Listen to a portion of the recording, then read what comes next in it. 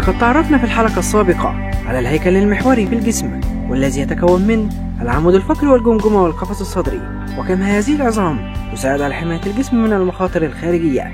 لذلك سنتعرف اليوم على الهيكل الطرفي في الإنسان، والذي يبدأ بالحزام الصدري والطرفان العلويان. فالحزام الصدري يتكون من نصفين متماثلين، يتركب كل نصف منهما من لوح الكتف والترقوة.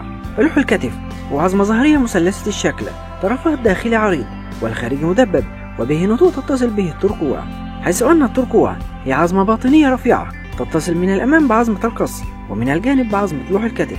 كما يوجد عند الطرف الخارجي لعظمة لوح الكتف التجويف الأروح، وهو تجويف يستقر في رأس عظمة العضد مكونا المفصل الكتفي. لذلك فإن مجموع عظام الحزام الصدري للإنسان 4 عظام، وهما عظمتين لوح الكتف وعظمتين الترقوة. كما أن عدد العظام المكونة لمفصل الكتف 2 وهما عظمة لوح الكتف وعظمة العضد.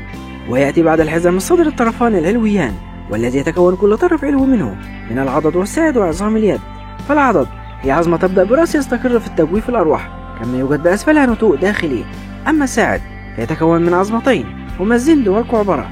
فالزند يحتوي طرفها العلوي على تجويف يستقر فيه النتوء الداخلي للعضد، أما الكعبرة فهي أصغر حجما من الزند، كما يمكنها التحرك حركة نصف دائرية حول عظمة الزند الثابتة.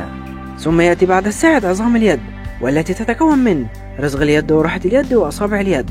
فرزغ اليد يتكون من 8 عظام في صفين، يتصل طرفها العلوي بالطرف السفلي للكعبرة ولا يتصل بعظمة الزند، كما يتصل طرفها السفلي بعظام راحة اليد، حيث أن راحة اليد تتكون من 5 عظام رفيعة ومستطيلة تؤدي إلى عظام الأصابع ال5. كما أن أصابع اليد تتكون من 5 أصابع، يتكون كل منها من 3 سلاميات رفيعة ما عدا إصبع الإبهام، والذي يتكون من سلاميتين فقط.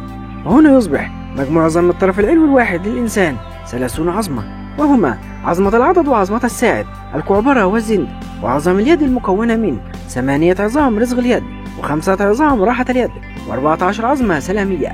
كما أن في الوضع التشريحي توجد عظمة الكعبرة جهة الخارج، وذلك في نفس جهة إصبع الإبهام.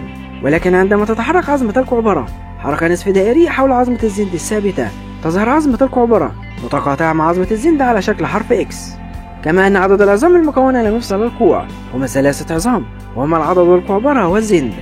ويأتي بعد الحزام الصدري والطرفان العلويان الحزام الحوضي والطرفان السفليان، حيث أن الحزام الحوضي يتكون من نصفين متماثلين يلتحمان في الناحية الباطنية في منطقة تسمى الارتفاق العالي، والذي يعتبر موضع التحام نصفي عظام الحوض المتماثلين، وذلك في الناحية الباطنية.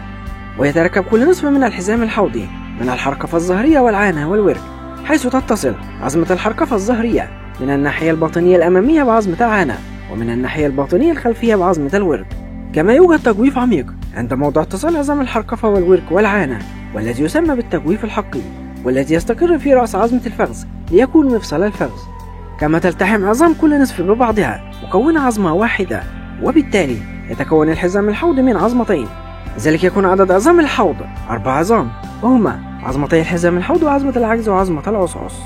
وهناك فرق بين الحوض في الذكر وأنثى الإنسان، حيث أن عظام الحوض في الذكر أقوى وتجويف الحوض أقل اتساعا منه في الأنثى، بينما عظام الحوض في الأنثى أقل قوة وتجويف الحوض أكثر اتساعا منه في الذكر، وذلك لكي تلائم عمليتي الحمل والولادة. ويأتي بعد الحزام الحوض الطرفان السفليان، والذي يتكون كل طرف سفلي منه من الفخذ والساق وعظام القدم. الفخذ هو عظمة تبدأ برأس يستقر في التجويف الحقي، ويوجد بأسفلها نتوءان كبيران يتصلان بالساق عند المفصل الركبي، والتي توجد أمامه عظمة الرضفة، والتي تعتبر عظمة صغيرة ومستديرة، كما أنها توجد أمام مفصل الركبة. أما الساق فتتكون من عظمتين هما القصبة الداخلية والشظية الخارجية. أما عظام القدم فتتكون من رزغ القدم ومشط القدم وأصابع القدم. فرزغ القدم يتكون من 7 عظام غير منتظمة الشكل، أكبرها هي العظمة الخلفية والتي تكون كعب القدم. أما مشط القدم يتكون من 5 عظام رفيعة وطويلة ينتهي كل منها بالإصبع. أما أصابع القدم فهما 5 أصابع يتكون كل منها من 3 سلاميات رفيعة ما عدا إصبع الإبهام، والذي يتكون من سلاميتين فقط. ولذلك يعتبر مجموع عظام الطرف السفلي الواحد للإنسان 30 عظمة، وهما عظمة الفخذ والرضفة وعظمة الساق وعظام القدم. أما أقل العظام تأثيرا على حركة الجزء السفلي للطرف السفلي هي عظمة الشظية. كما أن عدد العظام المكونة لمفصل الركبة 3 عظام، وهما عظمة الفخذ والرضفة والقصبة. وعدد التجاويف الموجودة بالهيكل الطرفي 6 تجاويف، وهما 2 تجويف أروح و2 تجويف حقي و2 تجويف عظمة الزين. وبالرغم من وجود كل هذه العظام في أطراف الإنسان فقط، إلا أنها تتحرك معا حركة منتظمة والتي تتميز بالمرونة، ولكل جزء منها مهما كان صغيرا أهمية في التعامل مع الحياة الخارجية.